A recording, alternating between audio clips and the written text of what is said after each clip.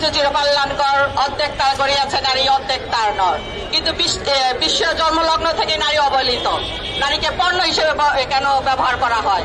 অথচ যত সংগ্রাম আন্দোলন যাই বলেন না কেন সেখানে কিন্তু অগ্রণী ভূমিকা পালন করে নারীরাই। যদি বলে 2024-এর ফ্যাসিস্ট সরকারের যে আন্দোলন, শেখ হাসিনা যে দেশ থেকে পালিয়ে গেছে, তারও অগ্রণী ভূমিকায় ছিল নারী। নারী নেতৃত্বরা যখন রাজপথে নেমে এসেছিল, নাবিয়ানরা যখন রাজপথে নেমে এসেছিল, যখন আমার বোন আহত হয়েছিল, তখনই এই বিপ্লবের সূচনা হয়েছিল। অতএব নারীকে পণ্য হিসেবে না, নারীকে নারী হিসেবে মূল্যায়ন করতে হবে। আমি আরেকটা কথা স্পষ্ট করে বলতে চাই, নারীর পোশাক নিয়ে যখন মন্তব্য করে একটা শ্রেণী, তখন বলতে চাই আমার বোন আসিয়া সে কি নারী হয়েছিল? সে তো 8 বছরের এক শিশু ছিল। সেই শিশুকে কেন নারী হিসেবে আপনারা কাউন্ট করলেন? সেই আসিয়ার পোশাকে কোথায় সমস্যা ছিল? দৃষ্টিভঙ্গি, আপনাদের দৃষ্টিভঙ্গি পাল্টানোর জন্য নারীকে পর্দায় আসতে হবে। আমি ব্যবহারটার কথা বলছি না, কিন্তু পর্দার নাম বলে ইসলামকে ব্যবহার করে আপনারা যে নারীকে কণ্ঠিগত করে রাখার যে সমাজ ব্যবস্থা পছন্দ করেছে, সে 200 বছর আগেই তো বিলীন হয়ে যাওয়ার কথা ছিল।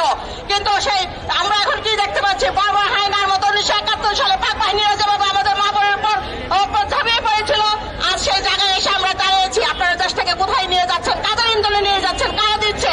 সরকার কেন সেখানে কঠোর ব্যবস্থা দিচ্ছে না? আমরা আসার সময় দেখে এসেছি মহাখালীতে শ্রমিক বাহিনী